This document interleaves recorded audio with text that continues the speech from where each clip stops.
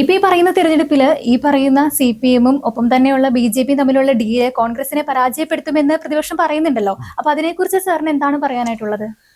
അല്ല, അത് വളരെ രസകരമായ ഒരു സംഗതിയാണ് കേരളത്തിൽ നടക്കുന്നത്.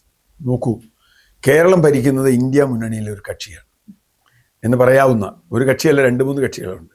RJD ഉണ്ട്, CPI ഉണ്ട്, CPM ഉണ്ട്. ഇവരൊക്കെ ഇന്ത്യ മുന്നണിയിലെ കക്ഷികളാണ്.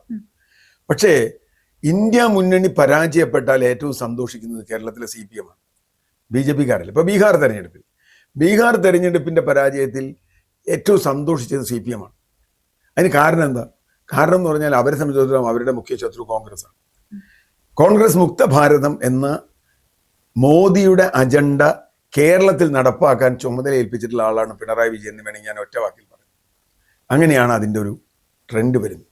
ഇപ്പോൾ വെള്ളാപ്പള്ളി നടേശനെ പോലെ ഒരാൾ കൂടെ ഇരുത്തി പോകുന്നു, കടുത്ത ഇസ്ലാമോഫോബിയ പ്രചരിപ്പിക്കുന്ന എതിരെ അദ്ദേഹം മുഖ്യമന്ത്രിയുടെ വലതുഭാഗത്ത് ഇരിക്കുക ഔദ്യോഗിക വാഹനത്തിൽ എന്ന് പറഞ്ഞാൽ അതിനർത്ഥം അത് കൊടുക്കുന്ന ഒരു സന്ദേശമുണ്ട്. അയ്യപ്പ സംഘം അടക്കമുള്ള വിഷയങ്ങളിൽ കൊടുത്തൊരു സന്ദേശമുണ്ട്. ആ സന്ദേശം വളരെ വളരെ വളരെ ലളിതമാണ്. കാരണം അവർ അതിനുശേഷം നടത്തിയ നിരവധി കാര്യങ്ങൾ, നമ്മൾ ഓരോന്നായിട്ട് പറയുന്നത് നിരവധി കാര്യങ്ങൾ. ഇപ്പം ഏറ്റവും ഒടുവിൽ തിരുവനന്തപുരത്തെ സ്ഥാനാർത്ഥി നിർണയം അടക്കം. തിരുവനന്തപുരത്തെ സ്ഥാനാർത്ഥി നിർണയത്തിൽ മുട്ടടയിൽ BJP ജയിക്കണമെന്ന് CPM ആഗ്രഹിക്കുന്നു എന്നുള്ളതാണ്.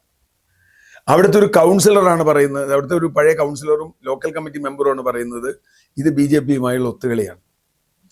ദേശാഭിമാനിയുടെ ദീർഘകാല ലേഖകനായിരുന്ന ഒരാൾ പറയുന്നു BJP-യുമായി ഒത്തുകളിയാണ്. ഇതിന് നിരവധി മറ്റ് ഉദാഹരണങ്ങൾ. ഇപ്പോൾ ഉദാഹരണത്തിന് PM ശ്രീ വന്നു. PM ശ്രീ വലിയ ചർച്ചയായി. ഇവിടെ നാണം കെട്ടത് CPI ആണ്. കാരണം PM ശ്രീ വന്നു, PM ശ്രീ ഒപ്പിട്ടു, ഒരു കത്തയച്ചു.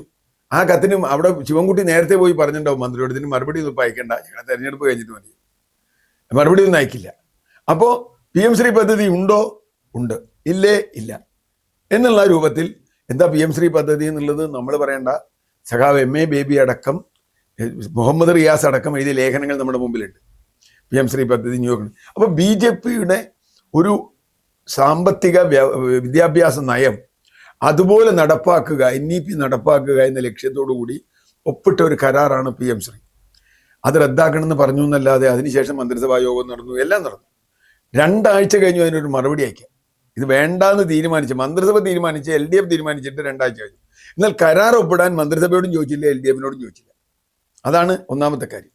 രണ്ടാമത്തെ കാര്യം, ഇപ്പോൾ പൂരം കലക്കലുമായി ബന്ധപ്പെട്ട് വലിയ വിവാദം ഉണ്ടായി. ഇവിടെ പൂരം കലക്കൽ വിവാദം ഉണ്ടായി. അജിത് കുമാർ ADGP മറ്റേ RSS നേതാക്കളെ കണ്ട വിവാദമൊക്കെ കണ്ടു. CPI എന്തൊരു ബഹളമായിരുന്നു. എന്തെങ്കിലും സംഭവിച്ചു? പൂരം അത് കഴിഞ്ഞൊരു പൂരം കഴിഞ്ഞ് 2ാമത്തെ പൂരം വരാൻ പോവുക. ആ 2ാമത്തെ പൂരം വരുമ്പോഴും ഈ പൂരത്തിനെ പറ്റിയുള്ള ഒരു ചർച്ചയും 2024 പൂരത്തിന് എന്ത് സംഭവിച്ചു എന്നുള്ളത് ഒരു സംഭവമില്ല. ഒരാൾ പോലും ശിക്ഷിക്കപ്പെട്ടില്ല, ഒരാളോട് പോലും ചോദിച്ചില്ല, ഒന്നും ചോദിച്ചില്ല. ഇത് തിരിച്ച് മുഖ്യമന്ത്രിക്കെതിരായ കേസുകളൊക്കെ അട്ടത്ത് വച്ചിരിക്കുന്നു. മുഖ്യമന്ത്രിയുടെ മകൾക്ക്, മകന്, ED ഒന്നുമില്ല, ഒരു കേസുമില്ല. മുഖ്യമന്ത്രിയുടെ പ്രിൻസിപ്പൽ സെക്രട്ടറി 1 വർഷത്തിലധികം കാലം ജയിലിൽ കിടന്നു. എന്നിട്ട് മുഖ്യമന്ത്രിയെ വിളിച്ച് ഒരു ചോദ്യം ചോദിക്കാൻ ED-യോ അവരാരും CBI ആരും തയ്യാറായില്ലോ. ഈ മുഖ്യമന്ത്രിക്കെതിരെ ഒരു കേസ് 40-ലേറെ തവണ ലാവ്ലിൻ കേസ് മാറ്റിവെച്ചു CBI പറഞ്ഞിട്ട്. അപ്പം എന്താ അതിൻ്റെ കാര്യം? അപ്പം തീർച്ചയായിട്ടും പലതരത്തിലുള്ള ഡീലുകൾ ഇതിനകത്ത് നടക്കുന്നുണ്ട്. അതുകൊണ്ട് തന്നെ CPI സംബന്ധിച്ചിടത്തോളം CPI നിസ്സഹായമാണ്. CBIക്ക് ഒന്നും പറയാൻ പറ്റില്ല. ചില നേതാക്കന്മാർ ചില പ്രസ്താവന ഇറക്കുന്നല്ലാതെ CBIക്ക് എന്താ പറയാൻ പറ്റുക? ആരോടാ പറയാൻ പറ്റുക? ഉള്ള മന്ത്രിസ്ഥാനം പോവില്ലേ? അപ്പോൾ ആലപ്പുഴയിലൊക്കെ അടക്കം നിരവധി ഇടങ്ങളിൽ CPM-ഉം BJP-യും തമ്മിൽ അലയൻസ് ഉള്ളത് അത് സ്വാഭാവികമാണിപ്പോൾ. കേരള CPM എന്ന് പറയേണ്ടത്. കേരള CPM ഇന്ന് ചിലരൊക്കെ ട്രോളിൽ പറയുന്ന പോലെ KJP ആയി മാറിയിട്ടുണ്ട്. കേരള ജനതാ പാർട്ടി ആയിട്ട് മാറിയിട്ടുണ്ട്. ഭാരതീയ ജനതാ പാർട്ടിയുടെ കേരള ഘടകമാണ്. കേരളത്തിലെ BJP-ക്കാർ പോലും അന്തി വിട്ടുപോയി. ഇപ്പോൾ 2024 തെരഞ്ഞെടുപ്പിൽ, ലോക്സഭാ തെരഞ്ഞെടുപ്പിൽ CPM-ന്റെ വലിയ തോതിൽ വോട്ട്, പിന്നോക്ക വിഭാഗങ്ങളുടെ വോട്ട് BJP-യിലേക്ക് പോയി എന്ന് നമ്മൾ കണ്ടു. ആലപ്പുഴയൊക്കെ ആ വോട്ട് തിരിച്ചു പിടിക്കാനാണ് ഇപ്പോൾ ശ്രമിക്കുന്നത്. ആ വോട്ട് തിരിച്ചു പിടിച്ചാൽ അത് BJP-യിൽ നിന്ന് പോകും യഥാർത്ഥത്തിൽ. ഇനി ഈ തിരിച്ചു പിടിക്കാനൊക്കെ ശ്രമിച്ചുകൊണ്ടിരിക്കുമ്പോൾ ശബരിമല അതൊക്കെ പറയുമ്പോൾ ശബരിമല തന്നെ ഇല്ലാണ്ടാവും. അവിടെ എന്തെങ്കിലും ഉണ്ടോ, ബാക്കിയുണ്ടോ എന്ന് നമുക്കറിയില്ല. ശബരിമല അയ്യപ്പൻ അവിടെ ഉണ്ടോ എന്ന് തന്നെ സംശയാവുന്ന രൂപത്തിലാണ് മോഷണം നടന്നിട്ടുള്ളത്. അവിടുത്തെ എല്ലാ സാധനവും കൊണ്ടുപോയി. യഥാർത്ഥത്തിൽ ഒരു സ്റ്റേറ്റിൻ്റെ ജോലി ജീവനും സ്വത്തും സംരക്ഷിക്കല. സ്വത്ത് സംരക്ഷിക്കുക എന്നത് ഒരു സ്റ്റേറ്റിൻ്റെ അടിസ്ഥാനപരമായ കടമയാണ്. ഒരു പൊതു സ്വത്താണ് ശബരിമലയിലെ സ്വത്ത്, ഭക്തന്മാർ കൊടുത്തതാണ്. അത് ദേവസ്വം ബോർഡ് എന്ന് പറയുന്ന സർക്കാർ സ്ഥാപനത്തിന്റെ കീഴിലാണ്. അവിടെ നിയമനങ്ങൾ നടക്കുന്ന മുഴുവൻ സർക്കാരാണ് നടത്തുന്നത്. ഭരിക്കുന്ന പാർട്ടിയാണ്. ഇപ്പൊ അവിടെ ഏറ്റവും ഒടുവിൽ അറസ്റ്റിലായ വാസു, ഇപ്പോൾ ഏത് നിമിഷവും അറസ്റ്റിലാവപ്പെടാവുന്ന പത്മകുമാർ, ഇവരൊക്കെ CPM നേതാക്കന്മാരാണ്. അവരവിടെ ഇരുന്ന് ഈ കള്ളത്തരം മുഴുവൻ ചെയ്ത് ഈ സ്വർണ്ണപ്പാളി കിലോ കണക്കിന് സ്വർണം അടിച്ചു പോയിട്ട് ഇത് കേരളത്തിലെ ജനങ്ങൾ കാണുകയല്ലേ. ഇത് കാണുകയല്ലേ. ശബരിമല സീസൺ ഇന്നലെ തുടങ്ങി.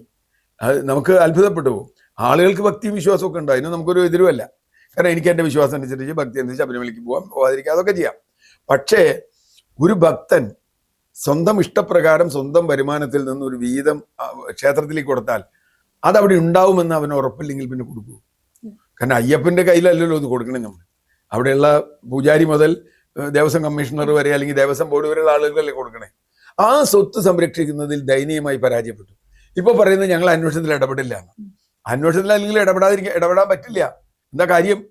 ഹൈക്കോടതി മേൽനോട്ടത്തിലെ അന്വേഷണം. ഇവരൊന്നും ഇടപെട്ടാൽ അവിടെ നടക്കൂല. ഈ SITയുടെ അടുത്ത് എന്തൊക്കെ വേറെ പുറം സ്വാധീനമൊക്കെ ഉണ്ടെങ്കിലും SITക്ക് മറുപടി പറയേണ്ടി വരും ഹൈക്കോടതിയോട്.